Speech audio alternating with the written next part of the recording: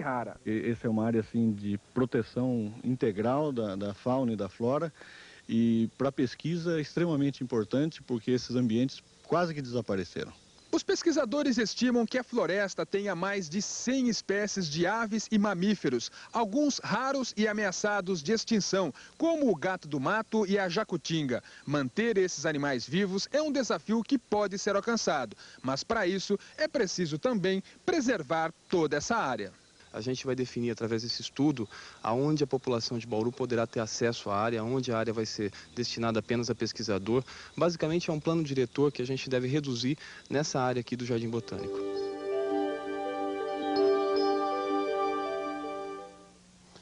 E a Polícia Federal começa... Estão em clínicas ou asilos do Rio e começa a discutir com juristas como responsabilizar as autoridades pelas mortes de quase 100 velhinhos na clínica Santa Genoveva. O sociólogo Herbert de Souza está aqui conosco e vai conversar sobre esse assunto. Betinho, o comitê o que pode fazer para melhorar a situação dos idosos imediatamente? Olha, nós estamos pensando em duas linhas. A linha emergencial seria convocar os comitês e os cidadãos em geral para levar imediatamente aos idosos aquilo que está faltando, que é comida e agasalho.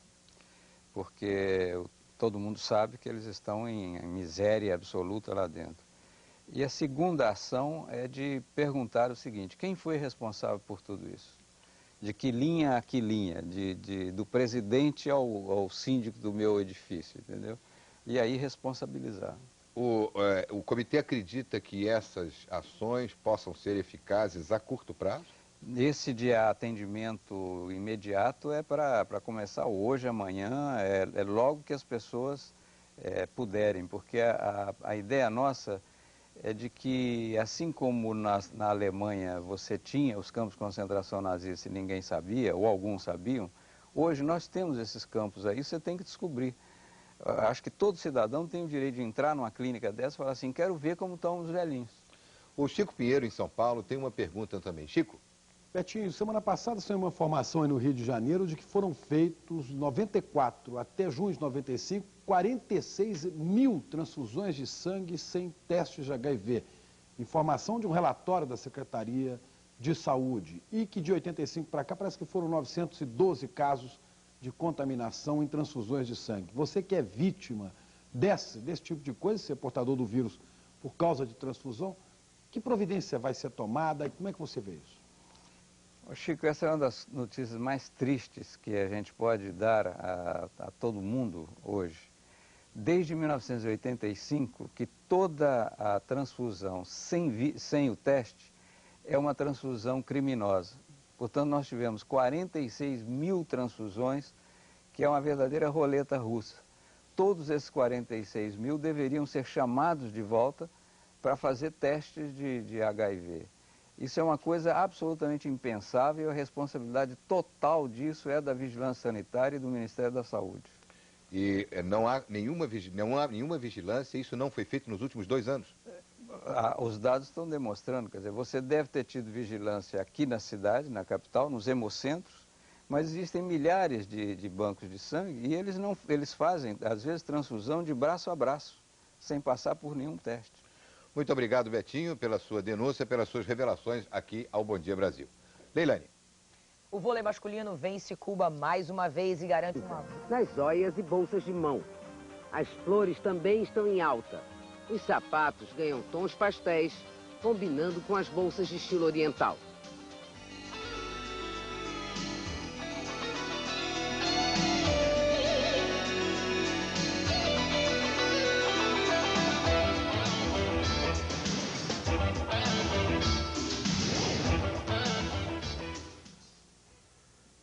Depilação com cera. Continuadamente, pode perder aos esforços, quer dizer, quando espirra, quando tosse e quando dá uma risada, pode perder urinando normalmente e tendo as vestes molhadas e, como eu disse anteriormente, pode ser uma perda contínua, anos, em função dos partos seguidos e que condicionam um abaixamento da bexiga e da uretra. Isso seria a queda da bexiga? Isso, exatamente. Há uma perda do suporte em função de partos prolongados, de cirurgias, eventualmente de tratamentos tipo radioterapia. E no caso dos homens, doutor Milton, qual a causa mais comum do problema? Nos homens, ocorre nos jovens em função de lesões traumáticas, seriam comprometimentos do sistema nervoso. Hoje nós temos uma incidência muito grande de lesões por acidentes automobilísticos.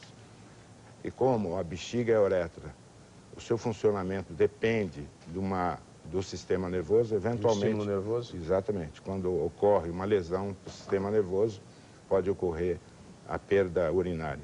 E numa idade mais avançada, se relaciona muito ao problema prostático. Quer dizer, são doenças da próstata, a própria doença condicionando incontinência ou após cirurgias, como uma complicação de cirurgia. Quer dizer, no caso das mulheres, tirando aí os problemas com acidente dos homens também, para as mulheres a causa mais da queda de bexiga em relação a partos. E dos homens, um problema de próstata com a idade. Exatamente. Crianças também podem ser atingidas pela incontinência urinária, doutor Milton? Então, a incontinência, ela pode ser tanto no sexo masculino como feminino e atinge qualquer idade. No caso específico das crianças, isso se deve a defeitos na própria formação anatômica, né, no nascimento da uretra e da bexiga. E também por doenças do sistema nervoso, doenças congênitas, quer dizer, as crianças que já nascem com uma doença comprometendo o sistema nervoso. Quer dizer, é importante alertar pais e mães que não tem nada a ver com o famoso xixi na cama. Não, esse aí seria uma situação diferente, em que a criança perde urina durante a noite por falta de um amadurecimento no sistema nervoso. A cada ano que passa, 15%, há uma melhora de 15%. E tem crianças que vão até 12 anos, mais ou menos, perdendo urina. Doutor Milton, qual a solução, quer dizer, o tratamento para o problema da incontinência urinária? Então, como existem várias causas, as soluções também são diferentes. Mas nós passamos desde um treinamento, uma fisioterapia, fazendo com que a musculatura do períneo, da parte baixa, se reforce. Podemos utilizar medicamentos e, numa fase mais avançada, cirurgias e aplicações de aparelhos especiais para que se possa conter a perda da urina. Os casos que requerem cirurgia são em grande número? Não, realmente representa uma grande parte, né? E é evidente que esse tratamento ele tem uma relação direta com a causa, que a perda urinária ela obedece a várias situações. A incontinência, quer dizer, ela tem cura, quer dizer, o problema resolvido ou através de medicação, fisioterapia ou através de cirurgia, resolve-se o problema de vez ou ele pode voltar? Na maioria dos casos, podemos resolver o problema de vez. Existem situações mais graves em que o tratamento também é difícil, mas... Pode haver a reincidência? Pode haver. Ok, doutor Milton, muito obrigado pela entrevista e um bom dia. Muito obrigado. O Alô Doutor de amanhã vai... Um instrumento, uma decisão, mas contribui bastante. Nós podemos sempre contar com técnicas que favorecem não só a pessoa poder conquistar uma nova posição em mercado, como também como é que a família está envolvida nisso. Que isso afeta, por exemplo, a aplicação da renda da família, afeta, por exemplo, o planejamento de educação dos filhos, em termos de fica numa escola clássica, acadêmica, entra por, digamos, um curso profissionalizante, como é que isso pode ser feito? Nós vimos o Chico Pinheiro no início do programa, falou que em São Paulo as indústrias já demitiram mais de 90 mil pessoas desde o início do ano. E a previsão é que isso continue no setor bancário e tal. De que maneira exatamente isso afeta toda a família? Todo mundo sai perdendo em termos materiais. E em termos emocionais, isso também afeta? Afeta. Afeta porque, normalmente, a relação de um casal está muito em função da renda da família. Então, isso, digamos, significa modificar o padrão. Isso significa, por exemplo, a credibilidade que o pai geralmente tem junto ao filho, a imagem do herói. Agora, por outro lado, isso também facilita, porque as pessoas começam a trabalhar pontos que normalmente são escondidos. Por exemplo, todo mundo que está vivo sabe que um dia vai morrer, mas não se fala da morte. Então é uma questão da decisão de sair de uma empresa ou por iniciativa do empregado ou por iniciativa da empresa. E hoje em dia cada vez isso é mais frequente. Daí que fala que tem empregabilidade, não mais no sentido da relação de emprego com uma duração mais prolongada. Essa proposta das empresas de pagarem os cursos para os seus ex-funcionários é uma maneira de aliviar um pouquinho a culpa de demitir, na sua opinião? Ela facilita na relação de quem demite para quem é demitido. Porque também quem demite, muitas vezes, esse projeto se identifica nessa situação. Por outro lado, a empresa fica forte no mercado, porque ela está dando um tratamento digno às pessoas, ela está criando novas possibilidades. E essa questão da trabalhar a saída dessa forma, tem alguns pontos de semelhança, tal como você trabalha, por exemplo, a pessoa que vai se aposentar. Como é que você faz um processo já prevendo uma aposentadoria? O importante é que as pessoas empregadas façam um exercício. E se eu for demitido, o que eu faria? Já começar a pensar antes? Exatamente. Agora, o que fica mais afetado quando a pessoa é demitida? É a autoestima? O que está mais em risco? Olha, afeta a autoestima, no sentido, por exemplo, emocional. Afeta também, principalmente, a questão da percepção lógica, como é que as pessoas veem o mundo. Porque se, de repente, ela perde um emprego e ela acha que aquele emprego era necessário, que aquela tecnologia dela estava adequada, que aquilo era útil, como é que, de repente, essa pessoa, de uma hora para outra, não é mais útil? Como é que ela vê essa relação dela com a sociedade? Como é que ela vê essa questão do emprego? Isso afeta os valores de modo geral. Quer dizer, é uma coisa bastante, digamos, ampla. A gente está vendo que isso é uma coisa, infelizmente, bastante comum no nosso país. O desemprego está aí, é um fato. O que, na sua opinião, que a família deve fazer? A família que não tem essa oportunidade de ter uma terapia de grupo ou de ter um auxílio psicoterápico. Conversar sobre o assunto já é uma grande ajuda. Porque, é claro, quando precisa de um auxílio especializado, isso já traduz de uma certa sofisticação. Mas conversar sobre o assunto de demissão, como é que ficaria a questão da educação, como é que ficaria a questão, por exemplo, de saúde, a questão, por exemplo, de habitação. Porque, às vezes, a pessoa que é demitida, ela muitas vezes, digamos, sacrifica coisas que não são, digamos, de imediato. Por exemplo, saúde. Então, deixa de fazer, às vezes, o aspecto preventivo dentário ou médico. Resultado, vai em crise, quando vai em crise, aí já tem mais envolvimento emocional, vai pagar mais porque é uma situação de emergência. Agora, às vezes, por exemplo, mudar de bairro, que é uma coisa mais, digamos, adequada, ou diminuir custo, por exemplo, cortar o supérfluo, ou ao longo do tempo ir fazendo uma poupança. Tem uma série, digamos, de medidas que a família pode ir adotando e pode ir conversando para que isso, inclusive, fique mais aceitável quando ocorrer. Muito obrigada pela sua participação. E as informações que ele recebe têm que ser respeitadas. Bons fornecedores têm percebido que todas as informações que ele pretende que o consumidor assimile devem estar na propaganda, no rótulo, em todos os instrumentos de venda. O que não estiver, não pode ser cobrado do consumidor. Então, vamos falar sobre alguns problemas na compra e venda de produtos. Produtos esses que podem ser desde eletrodomésticos, veículos automotores, quaisquer produtos, que as regras são basicamente as mesmas. Em primeiro lugar, o consumidor tem que ser informado de todas as condições da venda antes da venda. Isto é absolutamente, está claro na lei e todos os nossos tribunais têm admitido como uma conquista do consumidor. Então, consumidor, se algum fornecedor exige alguma condição a mais que não estava na venda, você não deve aceitar. Por exemplo, você chega na loja, adquire um produto e, ao pagar, é cobrado uma taxa, por exemplo, sobre a rubrica de frete. Você tem que pagar o frete. Se não está no veículo que te estimulou a compra, se não está no anúncio, se não está na placa em frente à loja, você não deve pagar. Você paga apenas o que está anunciado. Se diz que o produto custa 100, deve pagar 100. Se está avisado, é claro, é 100 mais o custo de frete, aí você tem o dever de pagar e o fornecedor pode cobrar de você. Fora isso, não pague. Se recuse a pagar e diga, se o fornecedor não quiser te entregar o produto, você pode chamar a SUNAB, o PROCON ou até o DECOM, porque você tem o direito de levar este produto sem pagar o que não estava sendo avisado. Esta conquista vem de antes do Código Consumidor. Antes mesmo havia brigas na Justiça em que o consumidor exigia o cumprimento da oferta, a oferta tal qual ela foi apresentada, e independentemente de haver o Código Consumidor. Então, isto é essa conquista à informação completa é uma conquista que o consumidor não pode abrir mão.